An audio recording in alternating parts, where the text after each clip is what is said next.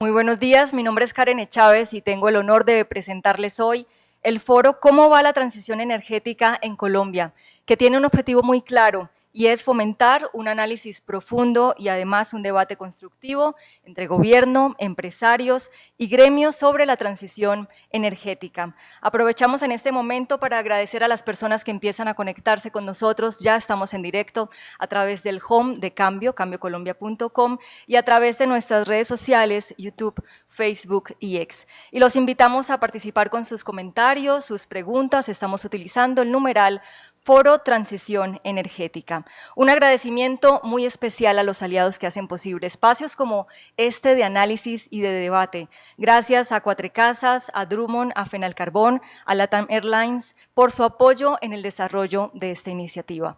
Vamos a dar entonces inicio a este primer panel que hemos denominado ¿Cómo garantizar la seguridad energética en medio de la transición?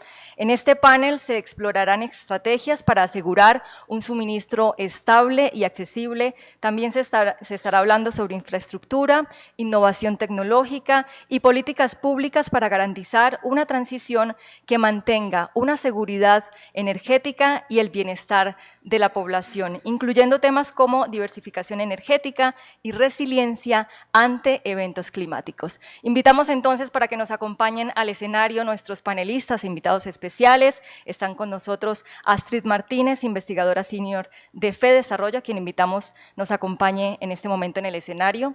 Invitamos también a Carlos Cante, presidente de Fenalcarbón, para que nos acompañe. Sí, son bienvenidos. Invitamos a Jaime Orjuela, director de regulación del Grupo Energía de Bogotá.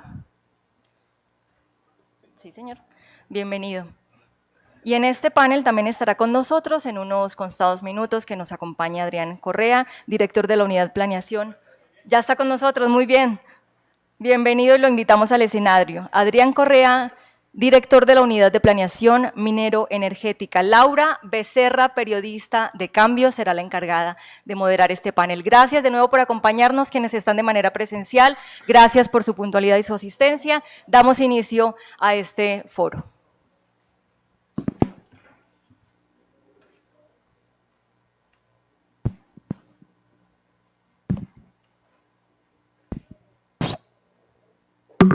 Buenos días a todos quienes nos acompañan hoy en el auditorio y también a quienes se conectan a través de nuestro home y nuestras redes sociales. Les agradecemos mucho por este espacio. Y bueno, también nos disculpamos un poco, pero la lluvia y el tráfico bogotano nos jugaron un poquito en contra para el inicio de la jornada de hoy. Qué pena. Entonces, bueno, nuestro primer panel en el marco de este foro enfocado en la transición energética en Colombia y cómo va, se va a centrar justamente en la importancia de asegurar el suministro.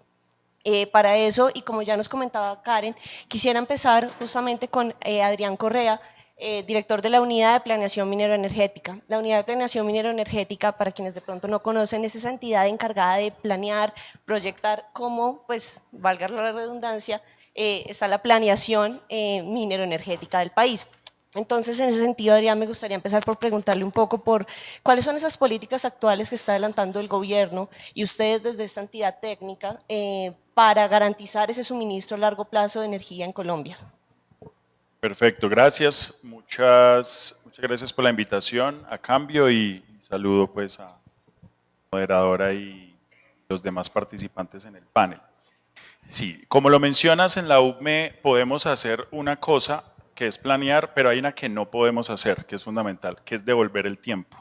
Entonces, esto lo menciono pues porque obviamente a nosotros nos reclaman por lo que ya no fue. Y eso, en ese terreno, pues sí no nos podemos meter. En vista de múltiples retrasos que han tenido los proyectos de infraestructura energética, y yo creo que sobre esto hay suficiente ilustración. Hay proyectos de transmisión de energía que dependiendo de la zona en la que uno se pare tienen retrasos de 3.5 años, 6.5 años, cercanos a 10 años de retraso, creo que lo conoces muy bien. En proyectos de gas natural también, y sobre esto se habla poco, hay proyectos de infraestructura que fueron identificados como prioritarios y urgentes desde el 2016, entonces pasó el 16, el 17, el 18, el 19, 20, 21, 22 y la CREC adjudicó cargos, empezó a hacerlo, sacó comentarios a finales del 2022, en 23 quedó en firme y nosotros adjudicamos esas obras el año pasado. Fundamentalmente la bidireccionalidad Barranquilla-Ballena y la interconexión en Ballena para poder mejorar los intercambios de gas entre la costa y el interior. Desde el 16 eran prioritarios, entonces es catastrófico que el país se demore tanto para adelantar estos proyectos de infraestructura.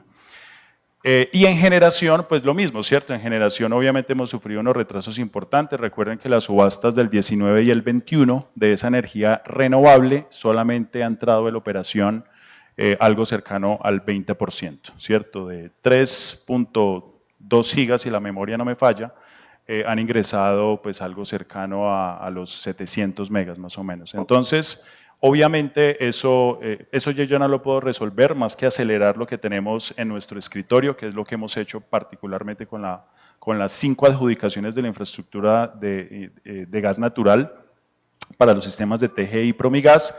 Y en transmisión sí que hemos dispuesto, para responderte muy concretamente la pregunta, en transmisión de energía eléctrica sí que hemos dispuesto un ambicioso plan que se llama Misión Transmisión y que el año pasado culminó con la aprobación de 19 obras del Sistema de Transmisión Nacional. Entonces, pues ustedes dirán, no, pero 19, eso no parece mucho tampoco, ¿cierto?, para todo lo que hay que hacer.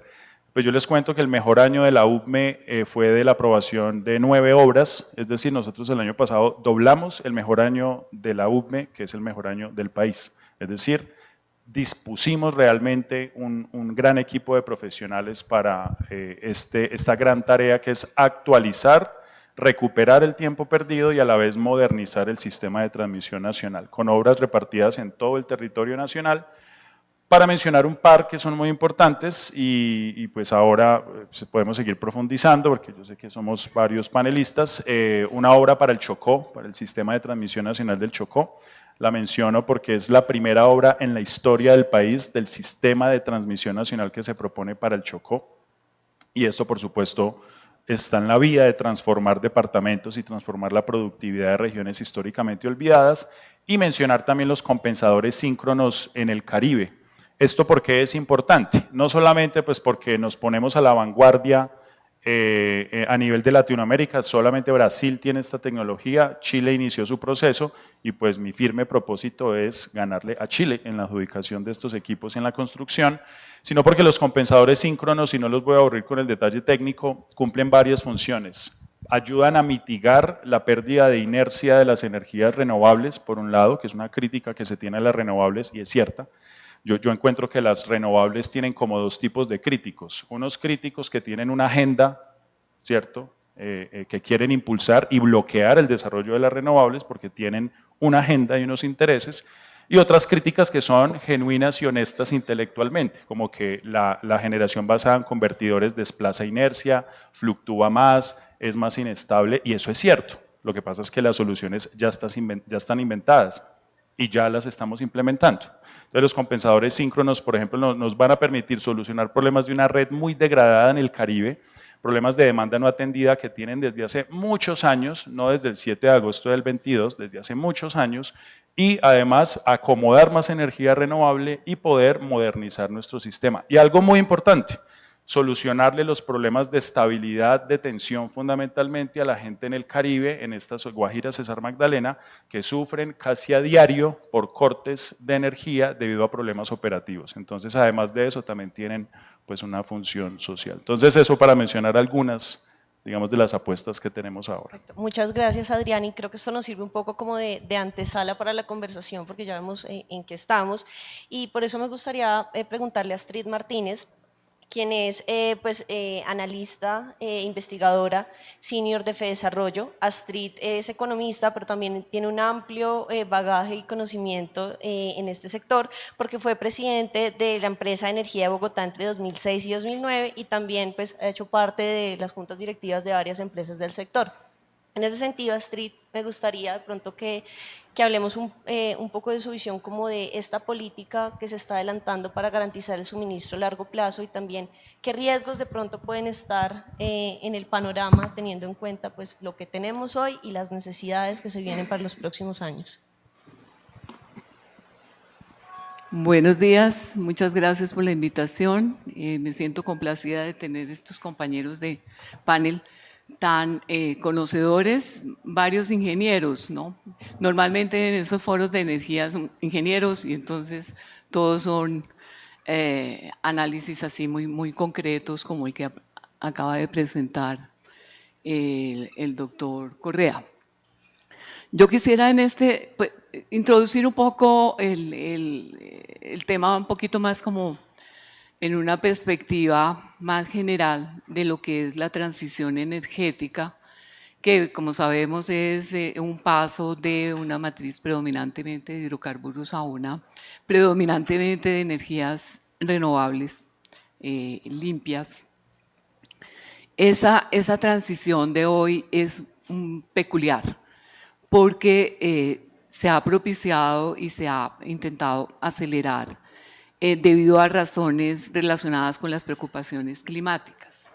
Pero no surge de que los nuevos combustibles demuestren tener mejores funcionalidades y menores costos. Es algo distinto de las transiciones energéticas mundiales que hubo de la madera al carbón por allá del siglo XVIII a XIX y del carbón al petróleo que llegó hasta 1960, ¿no? Estamos en 2025, empezamos a hablar de esa transición con mayor fuerza desde 2015, del Acuerdo de París tan mencionado, pero se hace una aceleración en los últimos años en distintas versiones de la COP y empieza a aparecer mucha restricción con respecto del uso del carbón para evitar las emisiones de gases de efecto invernadero.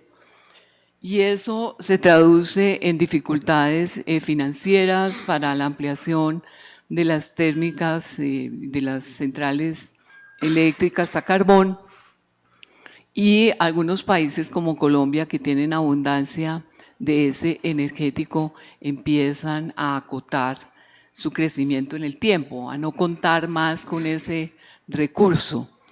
Y en las acciones de política pública también empieza a haber un cierto sesgo en contra del carbón, en particular en lo que tiene que ver con las subastas de largo plazo. En la práctica, las medidas de gobierno no se han traducido en medidas concretas en contra del carbón, pero las limitaciones financieras han hecho su labor y por eso no ha sido posible ese desarrollo. Y eso expone todo el sistema energético a riesgos y costos más altos. Lo que ocurrió con la pandemia fue que al caer las emisiones y caer la demanda de energía se pensó que se podía acelerar más esta transición. Y la Agencia de Energía propuso emisiones netas cero a 2050 y todos los países comienzan a mostrar algunas metas más exigentes, inclusive Colombia subió su ambición climática a una reducción ya no del 20% a 2030, sino del 50% de las emisiones a 2030. Pero eso fue un anuncio sin una planeación. Doctor Correa, que yo soy muy amiga de la planeación, pues como economista, esas planeaciones tienen que tener programas y tienen que tener planes de acciones muy concretos con inversiones bien establecidas. Y no hemos encontrado eso en los documentos recientes, no hemos encontrado continuidad en la planeación. Y los países no son los que se demoran tanto, es que no es porque este país se demora tanto, se demora el gobierno en dar las señales que debe tener el sector privado para emprender esos proyectos y cumplir unas metas. La crisis de Ucrania llega y pone el tema de la seguridad energética en el centro, que había estado un poquito subsumido frente a la sostenibilidad ambiental. Vuelve a tener un punto central la seguridad energética, países como Alemania sabemos, pero también Colombia. Colombia en él tiene, por ejemplo, una térmica a carbón que pensaba cerrarla y no ha podido cerrarla porque tiene que cumplir sus compromisos también en materia de contratos. Dejo por ahí para… ¿no? Gracias, Astrid. Y ya que ponemos, digamos, en la conversación el tema del carbón, me gustaría que Carlos Cante, presidente de FENALCARBON, nos dé también su opinión sobre pues cómo vemos esta seguridad a largo plazo pues, para el país, y teniendo en cuenta que en la transición energética no solo que se está planteando en Colombia, sino en el mundo, se habla de la importancia de descarbonizar nuestras matrices, pues cómo juega ahí un poco el carbón. Sí, gracias Laura, un saludo para ustedes, gracias a Cambio por la invitación a nuestros compañeros panelistas. Digamos que la discusión, como lo planteaba Astrid, desde la COP en París y desde mucho tiempo atrás, hoy ha venido cambiando por diferentes situaciones. Y tal vez hasta hace muy poco la única discusión que se daba en materia de cambio climático era cómo sacamos los combustibles fósiles de las matrices, porque esto definitivamente está conduciendo a generar efectos sobre el clima irreversibles. Y poco a poco la sensatez de los mismos actores políticos en diferentes países ha venido virando hacia la discusión son las emisiones, no los recursos. ¿Cómo logramos nosotros habilitar en clave de seguridad energética todos los posibles recursos dentro de una matriz para garantizar que los ciudadanos tengan acceso a una energía confiable, asequible desde el punto de vista del costo? Y por eso es que desde 2015 a hoy, al 2024, todas las discusiones que se dan en las COPs pues no han conducido a lo que tal vez se quisiera y sería el ideal, y es que muchos de los países, sobre todo los países desarrollados y en vías de desarrollo, renunciaran a sus estilos de vida, de crecimiento, y disminuyéramos el nivel de demanda energética, pero por el contrario sigue creciendo el nivel de demanda energética. ¿Y cómo se suple esa demanda energética a partir de lo que necesitamos consolidar, y es seguridad?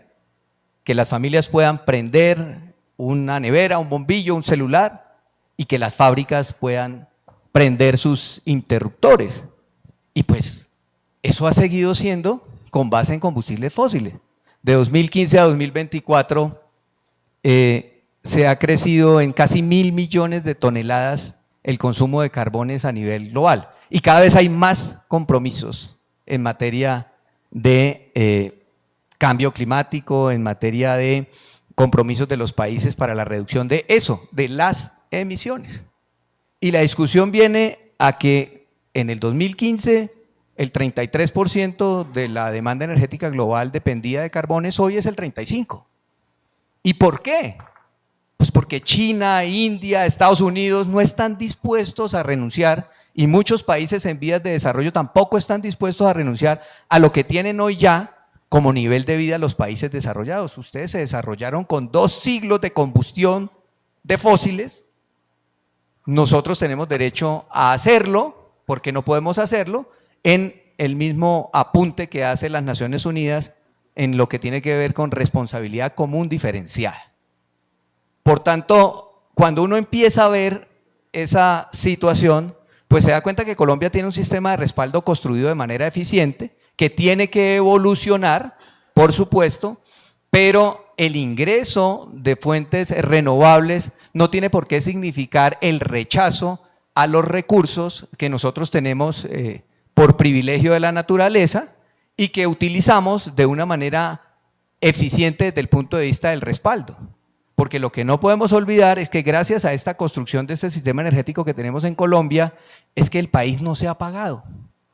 en abril de 2024, cuando tuvimos el menor nivel de las térmicas, de las hidroeléctricas, estuvimos, no recuerdo, director, como a 2 días del mínimo nivel de embalse para enfrentar un punto crítico, fue precisamente la generación a carbón la que salvó al país. Con unas tecnologías de hace 30 años, sí.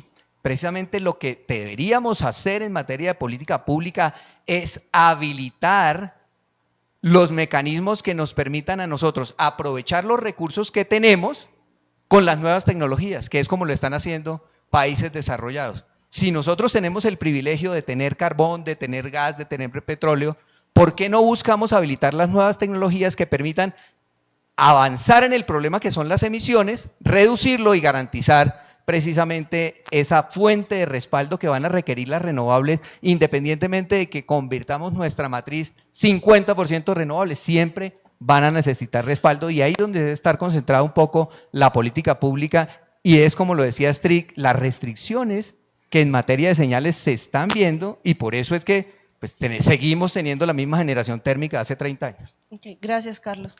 Ya que estamos hablando un poco de la importancia de ir evolucionando, quisiera que Jaime, de Grupo Energía Bogotá, nos cuente un poco. Ustedes son una empresa que lleva décadas en este negocio, que han empezado a incursionar en diferentes, digamos, ramas, y que además están en también diferentes eslabones de la cadena. Quisiera preguntar, ustedes desde Grupo Energía de Bogotá, ¿cómo ven también estas políticas y qué riesgos perciben que pueden darse para seguir garantizando un suministro confiable para los colombianos? Buenos días a todos, gracias. Un saludo para todos los presentes y los que me acompañan aquí en el panel. Voy a empezar por la respuesta corta a la pregunta, que es una pregunta importante, y lamentamos, la verdad, y nos duele un poco ser realistas, pesimistas, pero sí hay riesgos serios en materia de suministro de energéticos en Colombia. Y digo energéticos porque en materia de gas natural está claro lo que ha pasado, eso no hay que como explicarlo demasiado. En electricidad hay gran preocupación, no solamente lo que mencionaba Adrián, porque hay muchos proyectos registrados en curso, pero ha habido abandonos, ha habido buena parte de los proyectos eólicos de La Guajira, digamos que era como la expectativa y la promesa de tener un polo energético de fuentes, de nuevas tecnologías. Muchos han abandonado los proyectos, Enel, AES, los portugueses, esos son casi más o menos 1000 megavatios que han tenido que ceder sus obligaciones. Entonces todo eso preocupa, Ituango, etcétera, etcétera, todo eso preocupa. Tenemos por otra parte, y Adrián creo que ahorita seguramente nos va a contar más, una gran cantidad de registros de proyectos solares, eso es una buena noticia, eso es positivo, pero eso no despeja del todo la duda y el temor sobre la preocupación. Sin embargo, y a la luz de lo que tú nos cuentas, en efecto el grupo, nosotros tenemos presencia en muchas actividades, empresas, países, pero lo que somos o hemos sido históricamente, principalmente somos transmisores de energía eléctrica, somos el eslabón intermedio entre ustedes, consumidores, hogares, industrias, comercios, medios periodísticos, que todos usamos la electricidad y la generación. Y en ese eslabón también tenemos la verdad malas noticias, Adrián también lo mencionó hace un momento, tenemos proyectos que debieron haber entrado en operación ya hace 10 años y casual y justamente para este contexto que es Bogotá región, 2 de esos proyectos son los que tienen más retraso, no voy a entrar como en detalles para no hacer esto digamos muy denso, pero el hecho digamos básicamente es que Bogotá región es naturalmente por ser entre más o menos la cuarta y la tercera parte del PIB, población del país, pues consumimos mucha energía, eso no está mal, y dependemos estructuralmente de importaciones de electricidad de otras regiones. Usualmente el noroccidente del país produce la energía eléctrica que se trae a través de líneas de transmisión y que consume y digamos compensa o complementa lo que no se logra producir aquí en la capital. Aquí hay una capacidad instalada de generación eléctrica, Guavio, Chivor, todo eso que ustedes lo escuchan de tanto en tanto, pero no, por razones obvias, pues no ha vuelto a haber grandes proyectos de expansión. Entonces, repito, Bogotá región estructuralmente, eso no es que esté mal, ¿no? Espero que nunca haya un debate en Colombia de que yo quiero ser autosuficiente energéticamente. Somos un país, estamos interconectados y eso está bien. Pero entonces esas líneas estaban pensadas para complementar esa capacidad de importación, ¿sí? Y esos son los proyectos que están retrasados. Básicamente son proyectos que están parcialmente licenciados. Eso es una cosa rara, particular, o sea, nos dijeron, ustedes pueden construir una parte de las torres, pero no todas, porque en las otras tienen que hacer una modificación de la licencia y tienen que hacer unos trámites. Varios de esos trámites están relacionados con una reserva, se llama la Reserva Forestal Protectora Productora de la Cuenca Alta del Río Bogotá, está relacionada con ese debate que estamos viendo en este momento, un poco discusión entre el alcalde, ministra de Medio Ambiente y Desarrollo Sostenible. Pero nosotros, la verdad, digamos, estamos ahí desafortunadamente ensanduchados, preocupados. Hemos y mantenemos todavía casi que en este momento es un ruego al Ministerio de Ambiente y Desarrollo Sostenible para que nos atienda, no nos han atendido en 2 años, para darle trámite a unas sustracciones. Sustracciones, no piensen que es decirle, por favor, vamos a quitar toda la capa vegetal que hay en esta área, no. Sustracción es más un trámite administrativo, porque obviamente lo que nosotros hacemos cuando uno pone una línea de transmisión es ver dónde ya hubo afectación, dónde ya no hay cobertura vegetal, y uno pone las torres donde no hay que hacer aprovechamientos forestales. A veces hay que hacerlo inevitablemente, pero en general, y la mayor parte de estas sustracciones están colocando torres donde simplemente son pastos. La sustracción al final es hacer hacer un achurado, hacer un polígono en la cartografía administrativa asociada a la reserva, para mencionar que ahí se va a poner una infraestructura que es de servicio público, porque esto no es un proyecto privado, esto es para servir a los 9,5 millones de bogotanos o región que habitamos acá, y no solamente Bogotá, Cundinamarca, sino los departamentos aledaños. De esas líneas depende el abastecimiento eléctrico de Guaviare, Meta, parte, obviamente Cundinamarca, parte de Tolima. Y desafortunadamente, repito, no hemos podido tener, digamos, una respuesta satisfactoria de parte especialmente del Ministerio de Ambiente y Desarrollo Sostenible. Y desafortunadamente hoy no tenemos, digamos, una especie, digamos, de racionamiento implícito, porque si ustedes tienen un proyecto industrial y si quieren ubicarse en la Sabana Norte de Bogotá, van a Enel, que es la empresa de distribución, y le dicen, por favor, Enel, permítame conectar este centro comercial. Enel le dice, sí, yo le doy conexión, pero cuando las líneas entren. Entonces, por ejemplo, tenemos 14,000 viviendas que no se les va a poder dar conexión por el retraso de las líneas, proyectos de data centers, centros comerciales, industrias, eso es real. Si ustedes abren el periódico El Tiempo de inicios de esta semana, van a ver como en la 4ª página un aviso de prensa de Enel, donde llama a todos los que tienen conexión supeditada para ver cómo les dan prioridad con lo que hay. Te repito, o sea, sí es una mala noticia, sí es triste y lamentable que Bogotá y la región no logren contar con la infraestructura, y tenemos preocupación. Gracias.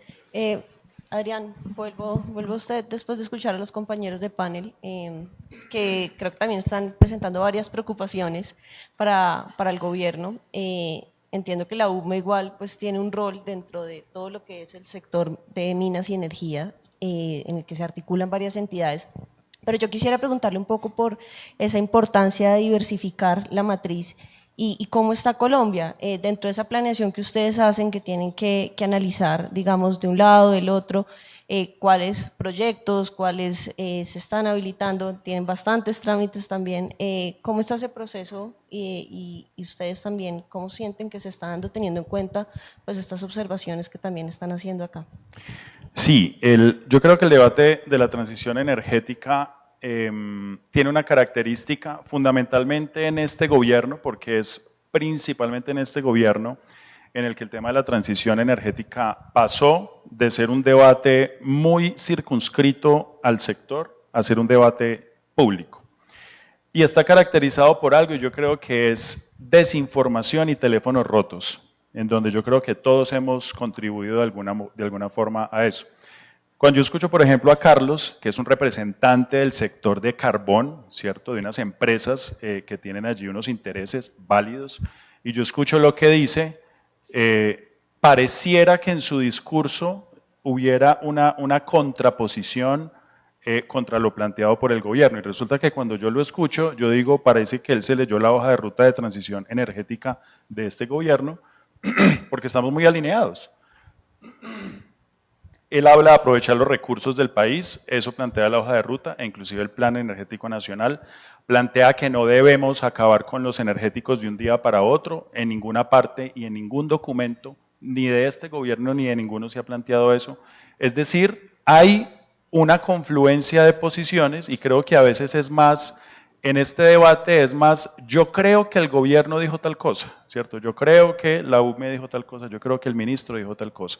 Y en lo concreto realmente vemos apuestas muy similares. Yo no sé si ustedes se han leído los documentos del Plan Energético Nacional, los documentos de la hoja de ruta de transición que están publicados hace más de un año, mucha gente ni siquiera sabe que están publicados, creo que eso es una autocrítica para el gobierno, debimos haber comunicado más que todas estas preguntas que nos estamos haciendo acá de la seguridad, de cómo transitar, del tema de los costos que mencionabas ahora, también hay un documento exclusivamente dedicado al tema de cuánto cuesta la transición energética, que de hecho las cifras son muy similares a lo que inclusive en gremios y en estudios sectoriales se han publicado, no hay nada diferente.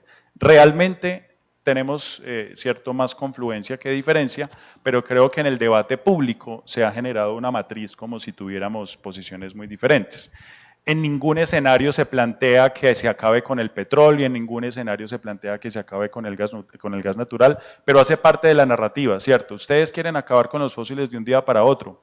No he encontrado ese documento, ni de la UPME ni del ministerio, no lo he encontrado. Entonces yo creo que eso también, este debate está muy permeado por eso. Todo esto para decir que yo estoy de acuerdo con lo que dijo Carlos, porque es lo que nosotros inclusive hemos puesto en los documentos. La transición se hace con seguridad energética o si no, no estaríamos hablando de otra cosa. Ningún escenario que se está planteando ahí está desconociendo la necesidad de la coexistencia de los energéticos.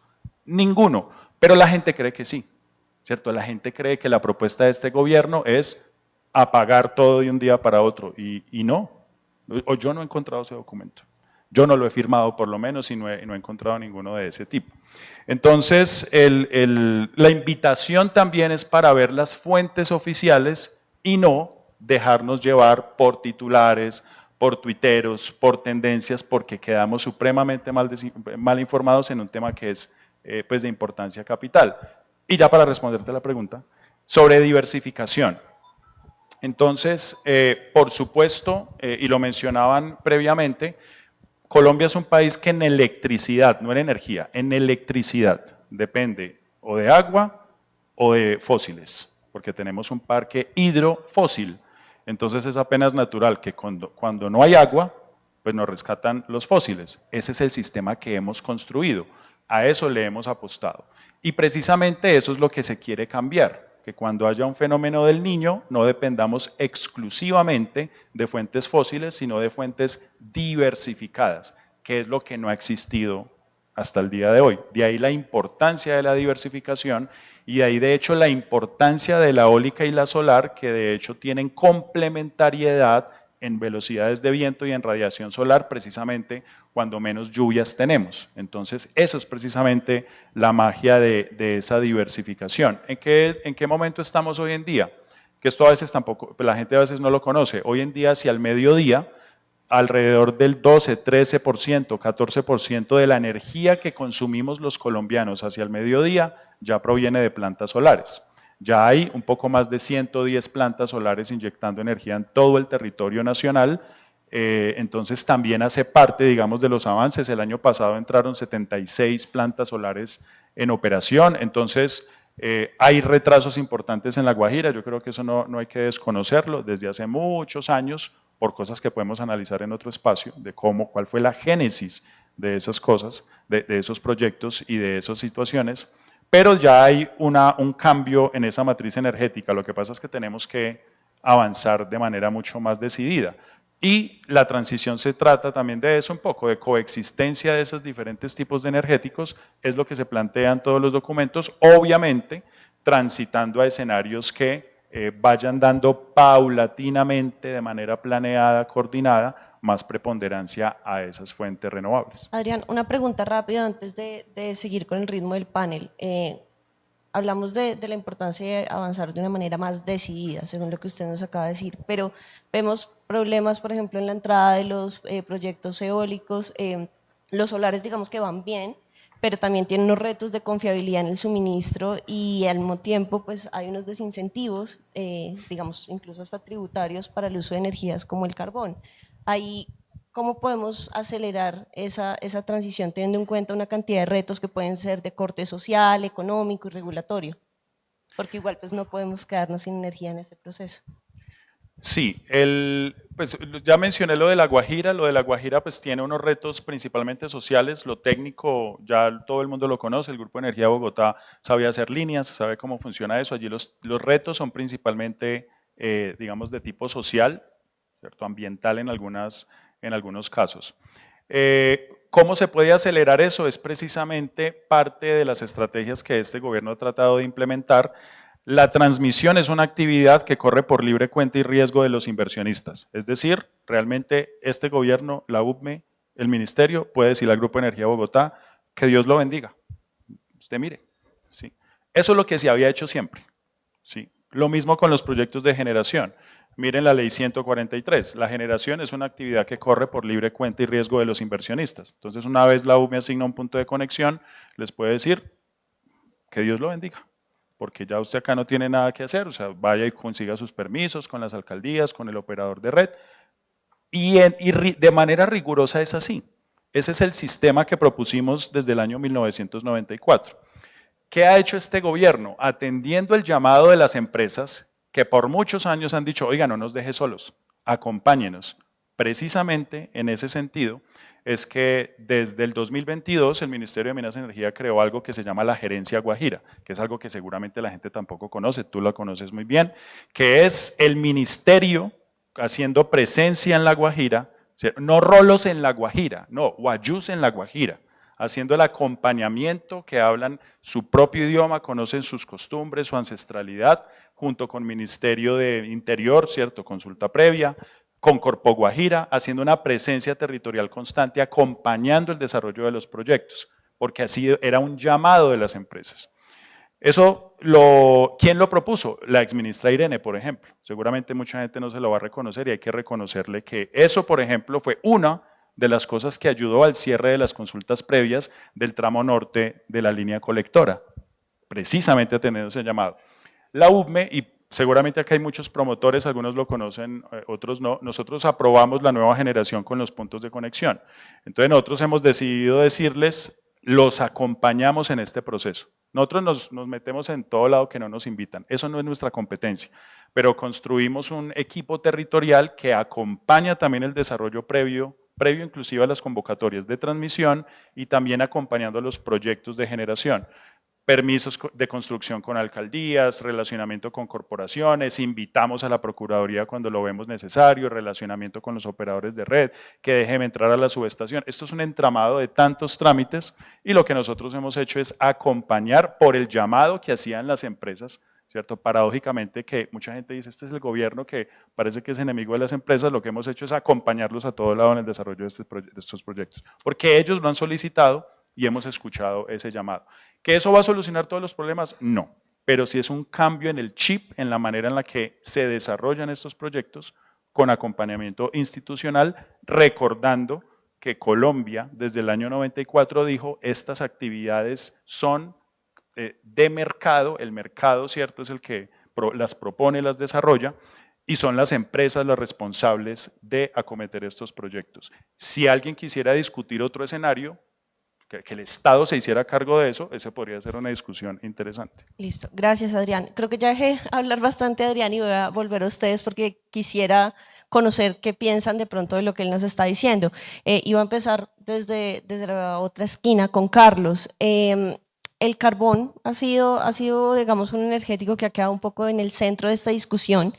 Y estamos hablando de la diversificación de la matriz, eso implica tener diversas fuentes de energía.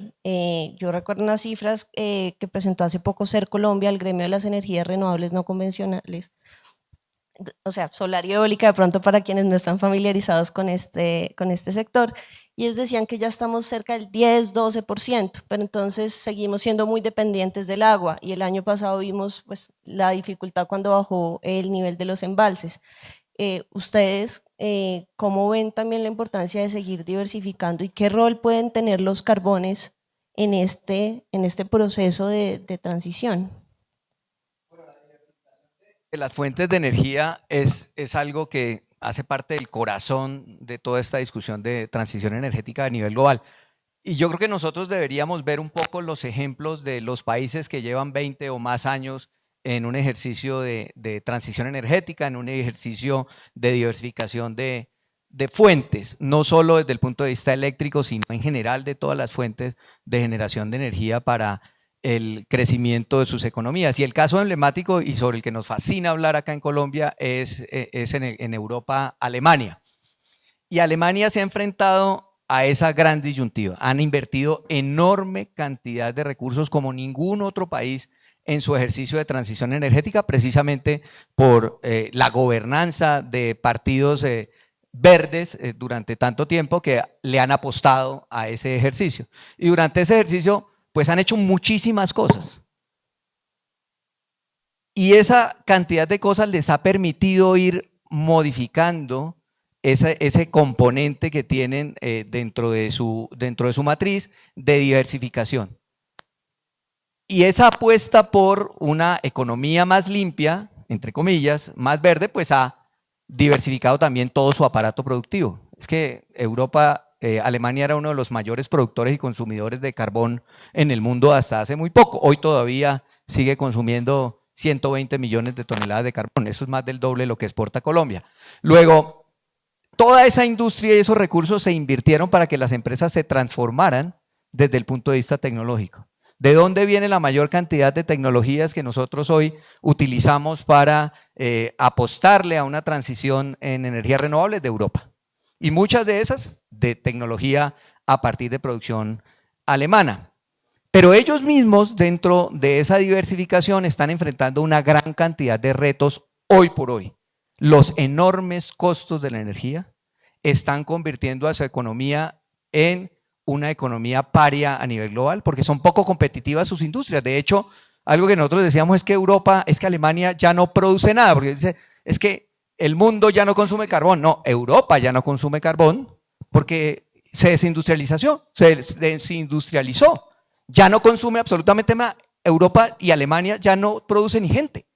Luego, ese ejemplo que estamos viendo nosotros en Alemania, pues incluso hace poco hubo elecciones en Alemania y hubo un cambio total, pues de un viraje político que está basado muchísimo en esa discusión. Entonces, claro, nosotros como país tenemos que apostarle a esa diversificación de las fuentes de energía, reconociendo pues que somos un país diferente. Nosotros no somos Alemania, no tenemos el nivel de ingresos que tiene Alemania, el nivel de desarrollo económico, social, el nivel de desigualdad que tiene Colombia frente a Alemania pues es totalmente diferente y nosotros tenemos que apostarle a una transición energética a la colombiana, aprovechando los recursos que se obtienen a partir de la producción, consumo y exportación de nuestros recursos fósiles para permitir el mejoramiento de las condiciones de vida de nuestra población para algún día poder aspirar lo que los países ricos hoy están haciendo y es precisamente teniendo unos modelos energéticos distintos que son muchísimo más costosos para la población.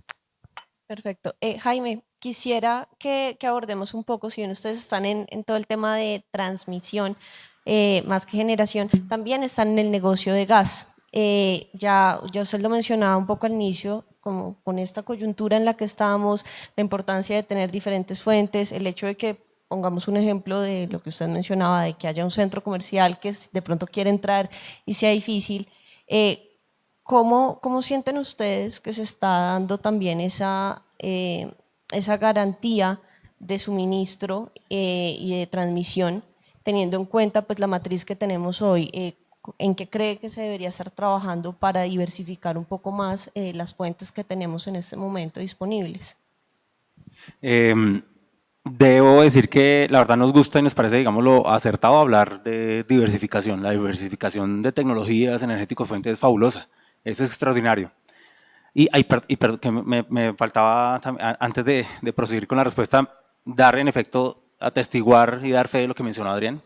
Sin el apoyo irrestricto, la verdad, que tuvimos de la UME, Ministerio de Minas y Energía, ANLA, no habríamos podido avanzar con las más de 200 consultas previas que hicimos en Colectora en La Guajira, eso es verídico.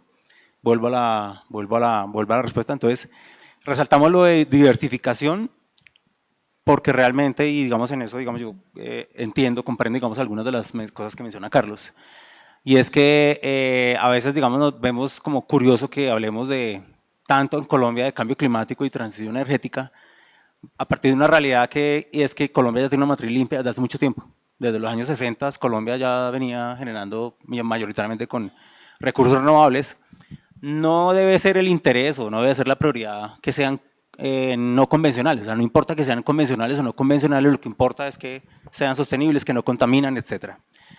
Y también un poco también retomando de lo que mencionaba Carlos, cuando habla de a la colombiana, por ejemplo, nosotros la verdad, y ahí para hablar un poco de otros combustibles fósiles, extrañamos y lamentamos que hablemos tanto de cambio climático, siendo un tema que en realidad es exógeno, porque Colombia, como sabemos, es marginal en el balance total de gases de efecto invernadero, y hablemos tan poquito de calidad del aire, que sí es un tema endógeno. O sea, cuando uno toma una decisión de sustituir vehículos a vehículos eléctricos o migrar a fuentes no convencionales de energía renovable, prácticamente no está moviendo, digamos, la aguja en materia de cambio climático. Ojalá pudiéramos hacerlo, ojalá estuviera en nuestras manos, pero la realidad es que no. Pero en cambio, cuando uno toma la decisión de tener industrias que hagan captura de emisiones, cuando uno toma decisiones de hacer eventualmente un pico y placa más inteligente para que haya, o renovar o dar incentivos a los vehículos de carga pesada para que no tengan esa chimenea que todos conocemos cuando salimos incluso aquí a la carrera 11, ahí sí hay un impacto directo y ya, hoy,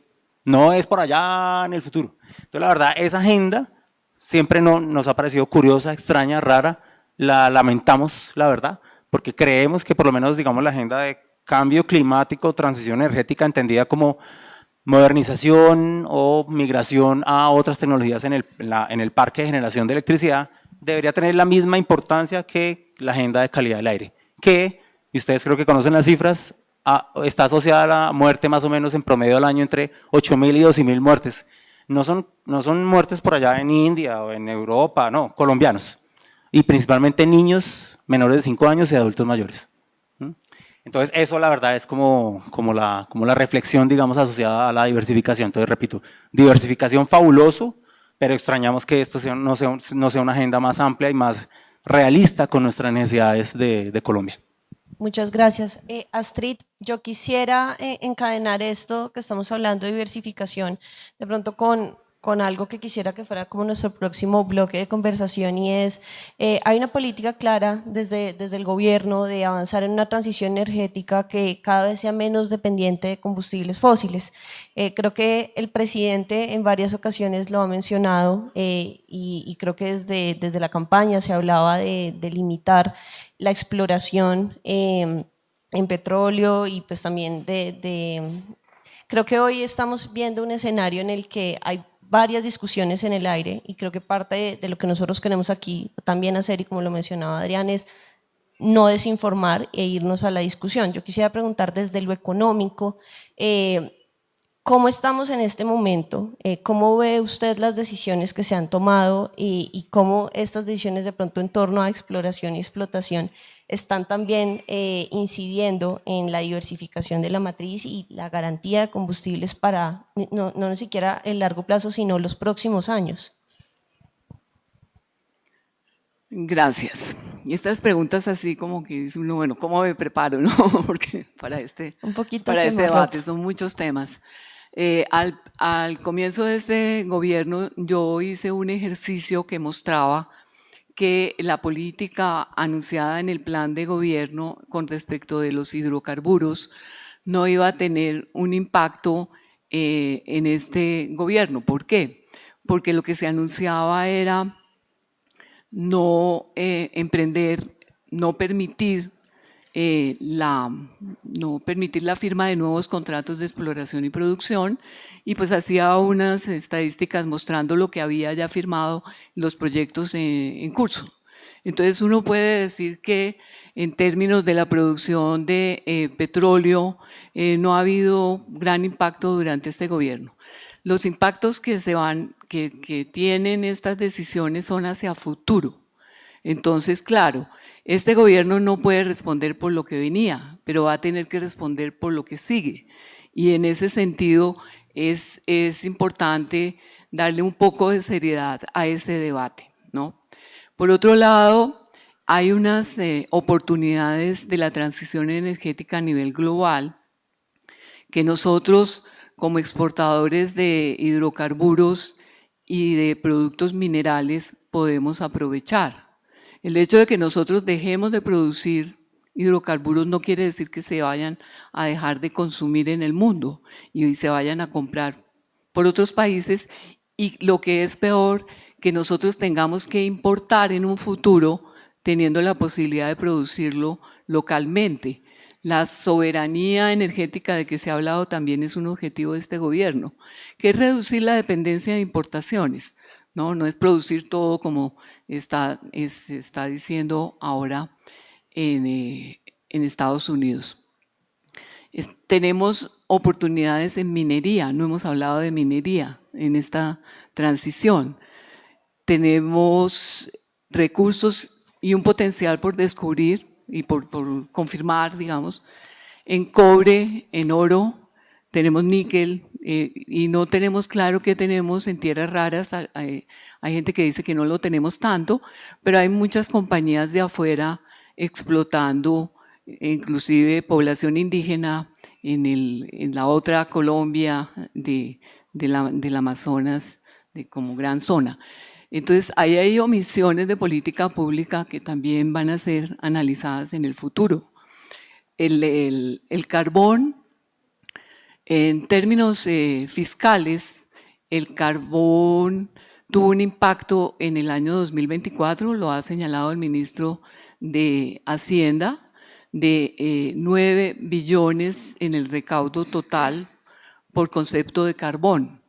Ahí hay un efecto precio que pues no fue revelado desde el principio del año, cuál era la proyección del precio para después decir que se justificaba por reducción del precio del carbón, pero se desaprovechó una circunstancia especial que hubo en 2022 de un precio altísimo del carbón por no poner en funcionamiento no reasignar los títulos de Prodeco, que eso nos bajó de una producción anual de 90 millones de toneladas a 60 millones en los últimos años. Teníamos 90 cuando los precios eran bajos y después cuando los precios son altos no lo pudimos aprovechar. Y en materia de gas natural, yo siempre he pensado que la discusión sobre el fracking es políticamente muy compleja, pero solamente ya se está abriendo paso en la medida en que estamos viendo que es verdad, ahí viene el lobo. Se dijo desde los planes energéticos nacionales que nos lo leemos todos, pero del documento al hecho hay mucho trecho, ¿no? Entonces ahí estaba anunciado que iba a haber en este momento, exactamente en estos años, una dificultad de suministro grave. Ha habido descubrimientos offshore, pero no en el continente, y los descubrimientos offshore tienen un tiempo de maduración de proyectos y unos requerimientos de inversión muy grandes con los cuales no podemos contar antes de 2030. Se habla del hidrógeno entonces, ¿no? Entonces el hidrógeno es como más chévere, pero también sale de la producción de hidrocarburos en parte, ¿no? En gas natural. Entonces, todos estos elementos de la diversificación de la matriz tendríamos que estarlo abordando, pero pues digamos eso da para seminarios y trabajos muy especializados. Yo creo que la seguridad energética es una responsabilidad del Estado, no es de las empresas. Las empresas contribuyen desde sus proyectos persiguiendo sus intereses en una economía de mercado, pero la seguridad energética es una responsabilidad del Estado. Gracias. Adrián, con esto que nos está planteando Astrid y la importancia de pronto de buscar otras alternativas, yo me quiero ir a lo que le estaba preguntando allí inicialmente, y es, pues el presidente lo ha dicho abiertamente en varias ocasiones, y es una política de gobierno en torno a estos contratos. Sé que también, usted nos mencionó ahorita, no se ha dicho que se va a acabar de un día para otro, pero hoy estamos viendo que de pronto necesitamos apoyo de estas tecnologías y técnicas que tal vez no son tan afines a la política del gobierno Petro. ¿Cómo sopesar ahí un poco esta situación? ¿Usted cree que estos mensajes de no más exploración y explotación podrían estar afectando un poco esta disponibilidad de energéticos que tenemos? ¿O cuál es su opinión al respecto? Bien, un par de comentarios sobre este tema de exploración y producción, que no se ha dicho no más exploración y producción, eso no se ha dicho tampoco. La exploración continúa, la exploración continúa, la producción continúa. Recuerden que hay 18.8 millones de hectáreas de áreas asignadas para exploración y producción de hidrocarburos, es decir, el 14% del territorio nacional, que ya tienen, digamos, unas complicaciones grandes. 14% del territorio nacional ya está asignado. La pregunta es, y hay 8 ya asignadas para exploración que no han comenzado sus actividades exploratorias. Entonces la pregunta es, si más, sabiendo que hay 8 parqueadas, ¿cierto? Si queremos más áreas, sabiendo que hay 8 que ya están asignadas, o si necesitamos hacer más eficientes esas áreas ya asignadas. Y la exploración, pues por supuesto continúa. Pero me quiero devolver un elemento que de hecho me toca, porque nuestra unidad es como un tanque de pensamiento, datos, cifras, sobre la importación de combustibles. Hablando de soberanía, recuerden que desde el 2016 importamos gas natural para el Grupo Térmico del Caribe. Es decir, la energía eléctrica que consumimos los colombianos está respaldada con gas importado desde el 2016. Es decir, tenemos gas natural entre toda esa cadena de transformación del cual dependemos todos los hogares colombianos dependen de ese gas, ¿cierto? Y su respaldo de confiabilidad de gas importado desde el 2016. Diésel, más o menos 8% en los últimos años es importado. Gasolina, motor corriente, con lo que seguramente la mayoría de ustedes vinieron acá, casi el 40% y desde hace muchas décadas depende de gasolina importada. Para la dieta de las refinerías, pues porque nuestro crudo es muy pesado o ya producto final, 40%. ¿Cierto? Esto no es que va a pasar, que en el futuro de pronto, no, es que ya hace rato importamos combustibles líquidos. Y tienes razón, ¿cierto? La discusión de transición energética no es solo electricidad, porque cuando miramos electricidad, nuestra matriz es muy limpia, pero la energética no. Según el último balance energético colombiano que publica la UCME, nuestra matriz energética, no de electricidad, energética es 78% fósil. Y depende, más o menos dependiendo del año, 40 y pico % de petróleo, 20 y pico % de gas y 10% más o menos de carbón. Es decir, tenemos una matriz energética muy fósil. ¿Sí? Ya la electricidad, ahí sí le podemos hacer un zoom. Entonces, es parte, digamos, de lo que quería también como aclarar al calor del debate. Y mencionabas también algo muy cierto, los temas de energía son de muy largo plazo.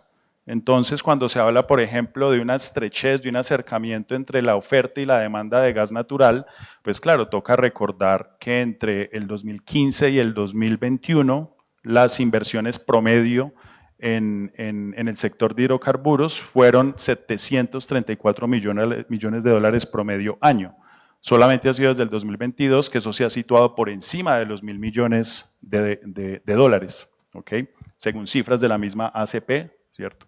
Entonces, no es que haya sido una decisión del exministro Amílcar, ¿cierto? Eso hace, ¿cierto? Son decisiones por el precio, por la caída, son muchas cosas, pero todo en energía pues tiene impactos de muy largo plazo. Entonces, esas bajas inversiones que se dieron particularmente en la última década, pues claro, recortan un poco y acortan esa estrechez.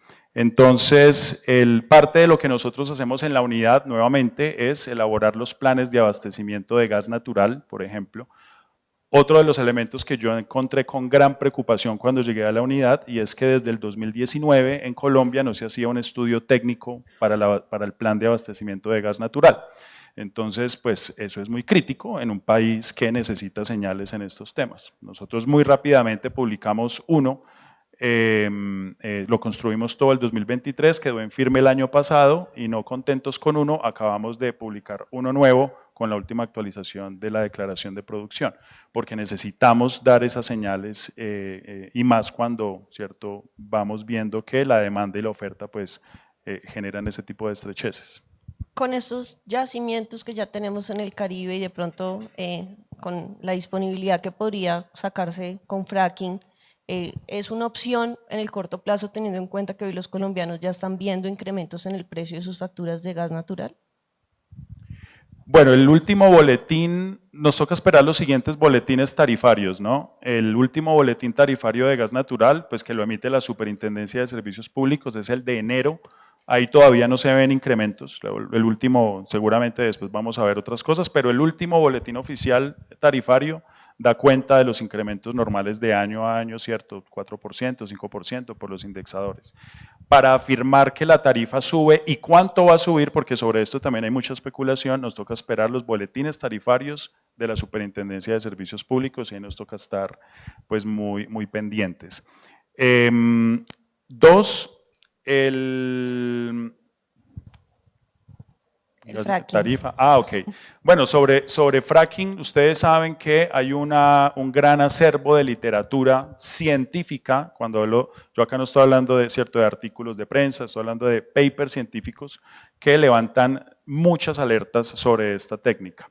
Pero si nos queremos ir a documentos oficiales, pues yo no sé si ustedes saben que la Procuraduría hizo un informe en el año 2017 que el sector ha decidido ignorar, pienso yo, en donde se levantan también todas las alertas de diferente índole sobre esta técnica, ¿cierto? Diciendo que efectivamente hay muchas preguntas, muchas alertas y que inclusive el desarrollo de los pilotos todavía necesita una reglamentación un poco más detallada, digamos, por el nivel de exposición que puede existir por el uso de agua, no solamente por el uso de agua, sino también por la cantidad de agua que necesitan este tipo de técnicas, porque son intensivas en uso de energía, es decir, el fracking requiere también de mucha energía de entrada, ¿cierto? Que es lo que algunos académicos llaman canibalismo energético, es mucha energía para producir energía, pero en la medida en la que la tasa de retorno energético va decreciendo, pues yo necesito más energía para poner una unidad disponible en la sociedad.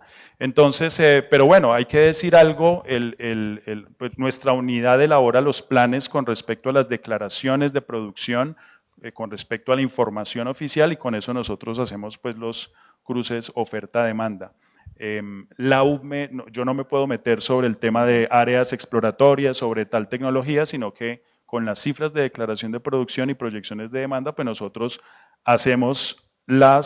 identificamos las obras de infraestructura.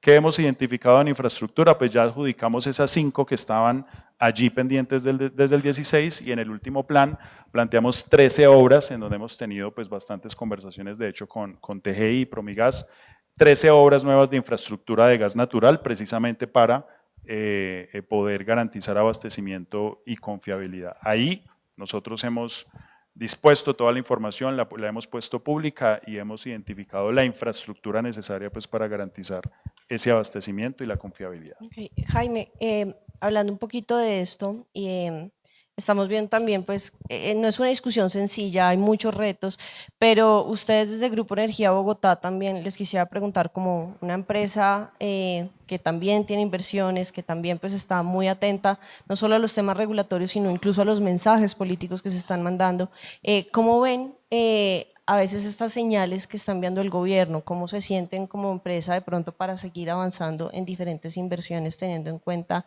pues la política actual que hay? Como decían en la antigüedad, y todavía se dice al César lo que es del César, y creo que hay que ser justos y ponderados con este gobierno, y voy a mencionar varias cosas. Y coincido con lo que mencionó Astrid, yo creo que el déficit de gas de este momento prácticamente no es culpa de este gobierno, eso es real, en eso coincidimos. Sí, en su momento, en el 2030-31 habrá seguramente un espejo retrovisor de qué hizo, qué dejó de hacer este gobierno para el déficit que seguramente también se va a presentar en ese momento, pero el actual no. También creo que, y quería como referirme al fracking, yo creo que también no es una sorpresa que este gobierno no quiera el fracking, yo creo que ha sido consistente y claro desde la campaña y creo que ahí no hay mucho que reclamarle. Y la verdad es un debate, una discusión que en muchos países está dando, o sea, muchos países aceptan, otros más bien pocos no lo aceptan y en eso, repito, yo creo que hay claridad y consistencia. Y también hay que decir, nosotros, yo particularmente he sido como pesimista en que realmente Colombia haga fracking al margen de que se autorice. Solamente 4 países hacen fracking a escala comercial en el mundo. Algunos hacen pilotos, pero solamente lo hace Estados Unidos, Canadá, Argentina y un poquito China. O sea, ni siquiera China, con toda la capacidad de teniendo un Estado centralizado, ni siquiera hoy en día hace fracking a escala comercial. La verdad, yo no veo a Colombia haciendo fracking. Así tuviera el licenciamiento. No he entendido como un poco nunca por qué esa insistencia con el fracking. Creo que deberíamos enfocarnos en otras cosas. Pero repito, ahí no hay sorpresas y la verdad hay consistencia con un programa político y lo que se está ejecutando. Sí hay responsabilidad y perdónenme que vuelva a llegar al tema. Hoy creo que hay que diferenciar el gobierno, porque el gobierno son muchas dependencias, pero sí hay una responsabilidad del Ministerio de Ambiente y Desarrollo Sostenible por lo que está pasando en materia de suministro de energía eléctrica en Bogotá, que no es solo la sabana norte de Bogotá como menciona, sino incluso en la sabana occidental. Y tenemos problemas serios y tenemos que preocuparnos, porque la posibilidad, el Grupo Energía Bogotá, nosotros pues como Adrián lo mencionaba, hemos aprendido a ejecutar proyectos de infraestructura lineal. Hoy en día tenemos, digamos, un músculo fortalecido en cómo hacerlo de la mejor manera. Si nos dieran licencia, podríamos decirles que en cuestión de menos de un año podríamos avanzar mucho y poner por lo menos uno de los dos proyectos. Si nos dieran licencia, que no es otra cosa que ponerle la firma a unos documentos concretos, específicos y limitados de sustracción de reserva. Pero no hay atención y no hay respuesta de parte del Ministerio de Ambiente y de Desarrollo Sostenible y eso nos afecta a todos. No es solamente el Grupo Energía Bogotá, somos todos los más de 9 millones que habitamos acá que dependemos de esa infraestructura. Entonces ahí sí hay responsabilidad. Y la otra también que no hemos hablado acá, pero creo que hay que mencionarla y que también nos inquieta y nos preocupa mucho a todos, es la situación financiera del sector eléctrico.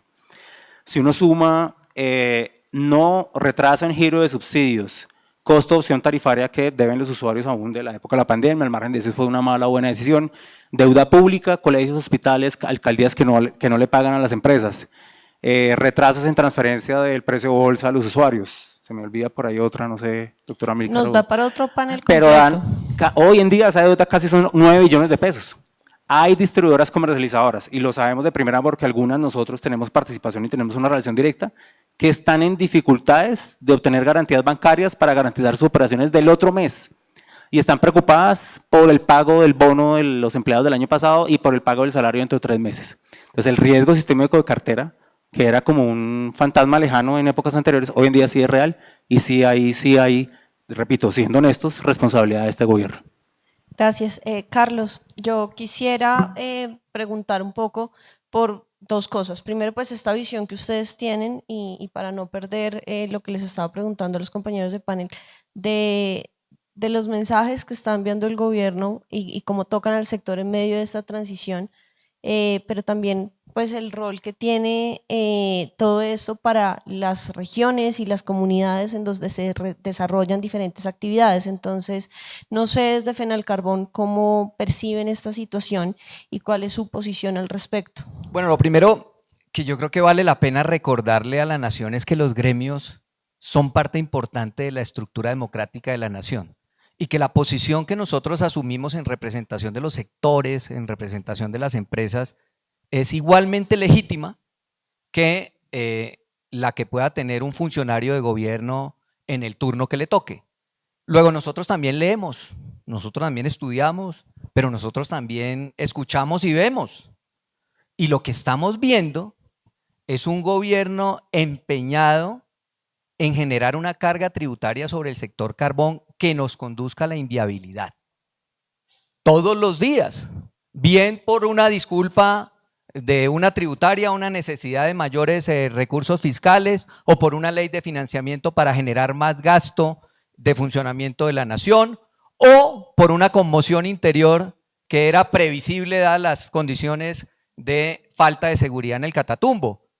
Pero también estamos viendo una cantidad de medidas que impactan la competitividad del desarrollo de los carbones tanto de consumo nacional como de exportación. Recientemente el CICETAC, que es el sistema de medición de costos del transporte, nos elevó el costo de los transportes del interior del país hacia los puertos de una manera supremamente desproporcionada porque con todas las discusiones que hay con respecto al incremento de los costos de los combustibles, pues no somos capaces de decirle a los transportadores subió el combustible, sube el diésel, sino que carguémosle eso a los generadores de carga. Y la carga estratégica de la nación, el 30% de la carga por compensación en el país, son los carbones.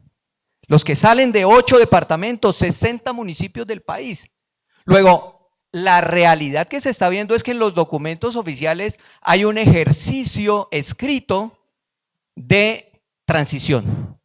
Pero el discurso oficial y las acciones oficiales conducen inclusive al cierre de operaciones portuarias por donde exportamos carbón. ¿Eso qué significa? Incremento de los costos portuarios. Eso nos conduce definitivamente a la inviabilidad. Y aquí lo que tenemos que discutir en el país es que una cosa es la transición energética desde la perspectiva de la matriz eléctrica o de la matriz energética industrial del país, y otra cosa es la transición productiva y la transición laboral, de lo que significa la industria de los carbones para el país. Yo les voy a dar un dato porque nosotros también funcionamos como un centro de pensamiento y en 2 semanas vamos a lanzar la agenda de transición energética de los carbones, y precisamente esos datos nos ponen de relevante que hay que hablar de números. Por cada peso que se reduzca la demanda de carbón, la producción total de la economía caerá en 2.42 pesos. Y eso impacta, se generaría una caída de hasta 38 billones de pesos en la economía. Esos son como más o menos 4 reformas tributarias a pesos de hoy. Y por supuesto la pérdida de más del 60% de los ingresos de regalías, que es la principal fuente de financiamiento directo que hoy tienen los 1.103 municipios del país y los 32 departamentos. Acabamos de aprobar una ley de transferencias de la nación que va a incrementar las transferencias que le tiene que hacer la nación a las entidades territoriales. ¿Con qué plata? Vamos a financiar, vamos a discutir una ley de competencias. ¿Con qué plata? Y precisamente no se trata de que un documento oficial diga que eso va a ser en el 2030 o en el 2040, sino lo que está sucediendo hoy con hechos reales. Y eso que está sucediendo hoy está afectando gravemente la competitividad de la industria colombiana. ¿Con qué vamos a reemplazar esos empleos? Si es que la gran minería del carbón es los salarios, el ingreso promedio de los empleados es 3.86 veces el salario promedio del sector agricultura, y 2.6 veces el salario promedio de otros sectores de la economía. Y en el caso de la pequeña minería, sin contar el destajo, estamos hablando de 1.4 veces el salario que recibe la gente en el sector agropecuario. Por supuesto que todo esto es lo que nosotros decimos, una cosa es el documento oficial y otra cosa es el discurso oficial. Y el discurso oficial impide que nosotros trabajemos en términos de competitividad que nos permita vender los productos, exportarlos en el exterior, dados los precios, porque nosotros somos tomadores de precio. Entonces sí, ahí hay una realidad, nosotros también vemos, nosotros también escuchamos y también sentimos. Gracias. Nos queda poco tiempo y quisiera que Astrid, desde una visión más bien pues, de investigación y incluso de academia, podría llamarla, nos hable un poco de cuáles deberían ser esas políticas públicas en las que también debería enfocarse el gobierno y el Estado, porque creo que no es una responsabilidad de un solo gobierno, para garantizar que esta transición energética sea justa justamente con las personas más vulnerables, con las personas que de pronto son quienes hoy más sufren porque no tienen un servicio constante de energía o incluso no tienen una conexión a gas natural. ¿Cuál considera usted que debería ser como ese camino de políticas para lograr pues, este proceso? Son muchas preguntas. Yo me iba a ir sí, son todas las políticas públicas, la transición económica justa, etcétera, que no es tema de este panel, ¿no? Porque en transición económica justa también tendríamos mucho que decir en el sentido de, y empiezo por ahí, de que eso requiere inversiones muy grandes. En vista de esa dependencia que mencionaba el doctor Correa, de la matriz energética, sustituir todo ese producción y consumo de fósiles comporta grandes inversiones y también grandes acciones de compensación. Si yo dejo de producir en el Cesar carbón en la medida en que lo producía, los municipios del departamento van a recibir menos regalías, va a haber menos empleo por cuenta de la minería, y hay que desarrollar acciones que compensen a los perdedores en la transición energética. No hay plata para eso. Yo tengo otro oficio contemporáneo en donde tengo que constatar si hay plata o no hay plata para todas las propuestas de política pública, ¿no? del lado del Ministerio de Hacienda en los ejercicios de aval fiscal. Entonces, ¿qué podría uno decir ahora? Haga lo que tiene que hacer, garantice la seguridad energética, garantice el suministro a precios accesibles, porque uno puede, claro, importar todo, ¿a cuál precio? ¿No? La existencia de importaciones en el pasado no quiere decir que podamos exponernos al riesgo de estar importando cada vez más, por ejemplo, gas natural. Y aquí hago un pequeño paréntesis sobre lo del fracking.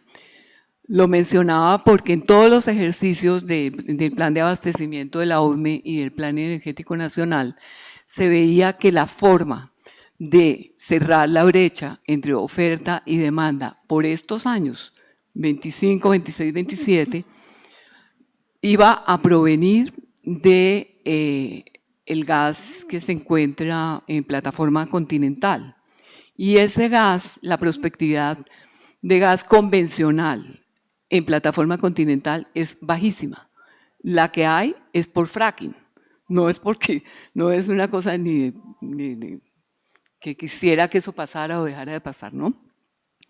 Entonces, para todos estos problemas que tenemos, entonces gestione qué está pasando en la crisis financiera del sector eléctrico. Yo hago parte de la junta de una empresa que es muy eficiente. No todas las empresas son eficientes. Gestionó bien la opción tarifaria, ¿no? Que es una deuda de los usuarios. Entonces, cuando el gobierno dice voy a asumir la deuda, entonces yo pregunto, ¿con qué plata? Una cosa es dar cupos de crédito en fin de TER y otra cosa es asumir la deuda de 7, 8 billones de pesos. No hay plata para eso. Lo que hay es un compromiso de pagar los subsidios en unas cuotas que ya se han venido pagando. Y eso es lo que va a pasar. Entonces, pues el llamado del economista, ¿no? No hay almuerzo gratis y concéntrese en lo que tiene que hacer hoy y en Colombia.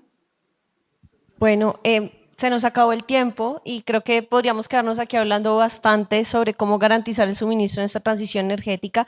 Agradezco a todas las personas que nos están acompañando en el auditorio y también a quienes se conectan. Una vez más los invitamos a suscribirse a Cambio porque pues gracias a ustedes, nuestros suscriptores, es que podemos seguir haciendo periodismo comprometido con la verdad siempre. Y les recuerdo para quienes están aquí en el foro que hoy tenemos un combo especial con un libro de Diana Uribe para todos quienes deseen suscribirse a Cambio. Muchísimas gracias a quienes nos acompañaron en este panel y los dejo para que continúen atentos a la transmisión a lo largo de la mañana. Muchísimas gracias.